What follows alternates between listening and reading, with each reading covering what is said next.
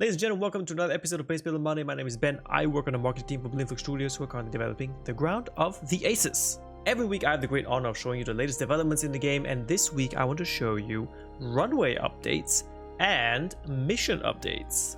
So for those of you who had the great pleasure of playing the demo or the alpha, you know that building runways has been a hassle so far. The hassle being that it just takes too long and takes too many resources, so that has been nerfed just a little bit. It now takes you a lot less time to build a runway, and I will show you why. So we have here a runway that I've already pre-built. It is still a tier 1 runway, but you will see that the length and the width are both tier 4. So this is the maximum size that a runway should be in order to call in the biggest planes so far, which would be the Avro Lancaster. So in order to show you the upgrades that we made to the runway, I will now build each tier runway and call in a plane from each respective tier. So I'll start with the Gloucester Gladiator, which means I will need a very beautiful parking spot just about here. Once we have this parking spot, zoop, we can now call in our beautiful Gladiator, which I think is still a gray box for now. It is still very gray. So the next tier runway would require sand. It used to be that the characters would grab one sandbag, go over to one square, and fill out one square. But now we cover an entire area, and this just minimizes the work drastically. Not to mention that this is very satisfying to look at, to see how the runway progresses in larger chunks, and that one sandbag is enough to fill an entire area. So you essentially need only a fraction of the amount of resources that you need before, in addition to only needing a fraction of the time. It still takes a while, of course, but it's much more realistic on the timeline. Let's call it off as we go into Hawker Hurricane, which I don't think needed a tier 2 parking spot, but the Bowfighter I'm pretty sure does. Let's call them in. View, beautiful. There's beautiful plane number 1 taking up a spot that's way too large for its size, and the Bowfighter taking in a spot that is perfect for its size. So we're going for a tier 3 runway. Now obviously size-wise it doesn't need to be this large, right? Tier 3 runway size-wise would look like this. Let's make a concrete tier 3 runway like that, so that we can actually compare tier 4 size to a tier 3 size. So tier 3 concrete. Let's see how long it takes to build. So all of this will be a part of the latest alpha release coming out in just a couple of weeks, and you guys who have access to the alpha, you'll be able to try this out, and your feedback will be amazing. In my opinion, I still think that the runways take a little bit too long to build, or maybe that's just me being impatient. So it will be amazing to hear your feedback. Now that the runway is complete, you can see the size, tier 3 versus a tier 4 size, and that's quite a difference there. That took about 4 to 5 in-game days to build, but this is a base building game, and base building games do take time. So Spitfire and Blenheim. Let's see if the game actually knows which parking zone that they're supposed to be supposed to take. So you will take the small one, that's good. Now where's our beautiful Blenheim? Ah, I love the Blenheim. So elegant. Cannot wait for the skins. So that's additional 1, 2, 3, and 4 people on the base now. So now upgrading to a tier 4 means I gotta draw it up there and all the way up there, and turn that into tarmac. Because you have these many planes, as the game progresses, you get more and more planes. You have a larger crew, and obviously including all the challenges of maintaining the crew, giving them enough food and places to sleep, etc. You have the benefit of them just working for you, and things will just happen a lot faster. There we go. All right, so we've got a tier 4 runway going. Nice. Which means we can get a tier 3, a tier 3 parking zone for our biggest boy, Lancaster. And this, it's not even its final form yet, especially with all the raw water lying there. And I think there's a sandbag here too. But that's okay. Whoop!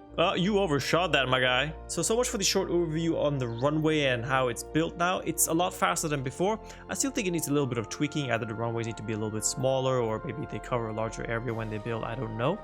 But that's for you guys to find out when you play the alpha in a couple of weeks. But now we have the missions. So when your missions come in, they will look like this. You get an urgent message on the top right of your screen. You click on it, and then this is kind of your overview. Okay, so now to the missions. This is all brand new and still work in progress, so it's not entirely finished yet, but it is amazing. So the mission has a name, and there are also types of missions. So this one is an artillery spotting mission, so it's more of like an intel gathering, espionage type of mission, right? As noted by the icon here, which I think means stealth, if I'm not mistaken. So you need a stealth level of 5 to 25. You get an objective which says we need a nimble pilot to spot the target zone for our artillery. And then on the left here, you can assign your pilots and your plane to this particular mission. In the middle, you have the intel report, which is arguably the most important piece of information on this window, because this kind of summarizes your chances of winning or losing on account of the planes that you have added to the mission. So when you choose to assign a plane, you will see you have your pilots on the left side, you have your plane, and you'll see the requirements for this particular mission. Now, obviously, a Lancaster is not the best plane for a stealthy mission. So that's why the values here are just 5, meaning the Lancaster is probably not the best option. So looking at maybe the Bullfighter or the Gloucester Gladiator, that would probably be a better fit. So this is where it gets down to the nitty gritty. You see Desmond Fowler has these 2 icons here. Ground of Aces tries to emulate the emotions that the pilots may have been going through during such a time. So whether they're in a good mood, bad mood, good energy levels, or maybe their mind is somewhere else, they will be factored in here to a certain degree. So Desmond Fowler, for instance, has high energy. So there's a +2 on capability check, or good mood has a +2 on capability check. So these individual things influence how the pilot is doing. So if you send off a pilot who's not doing very well mentally, you will have a very or much lower success rate than someone who's in a good mood. So let's say I want to put in Desmond Fowler and maybe David Cheshire here to this mission. They both meet the requirements, and that is reflected here in the combined forces, 58 to 70 from the 5 to 25 that we need. Perfect. Now you notice that these things here in the middle haven't changed yet. They're still work in progress. Your success estimate will of course go up once you put in your planes, and all of these things here, response time, pilot experience, mood, that will change as well. So let's take a moment to appreciate the numbers here, because this isn't just a simple, send the biggest plane and the best pilot and then you win and it's done. This is going to be a reflection of what you have done on your base so far. You've been playing at this point for 3, 4, 5, 6 hours. You got your planes, you got your pilots, and now you have to send them off to missions that will ultimately win the war at some point, right? And these moods over here directly reflect what you've been doing on your base. So the mood of your base, the base morale, the mood of your individual characters down here, if I can click on one, all of this has an influence on the success of a mission. So all these little things that you've been building, every chair, piano, all these props here. So have a look at the props. Like a chair gives you mood and energy, right? +15 mood for a jukebox, or things like the flag that give you 15% more, 15 more confidence. All of these little things that you've been building on your base carry a lot of weight. These small little things go a very long way when it comes to having your planes ultimately and setting them off onto missions. And as you can imagine, on the developer side, this is like very intricate mathematics that you got to do here to kind of take into account everything that the player has been doing now and make sure that all the efforts that you have put into this game are reflected in one of the most crucial decisions of the war. So like I said, this is still a work in progress, because we really need to fine-tune it to a point where you also feel like you've achieved something with everything you've done on the base, and that when you make this choice, I did a good thing here. And therein lies the beauty of Ground of Aces in like these intricate, detailed base building games. Everything you do matters to some degree. Some things may be more, some things may be less, but once you send the pilots out onto the missions, everything matters.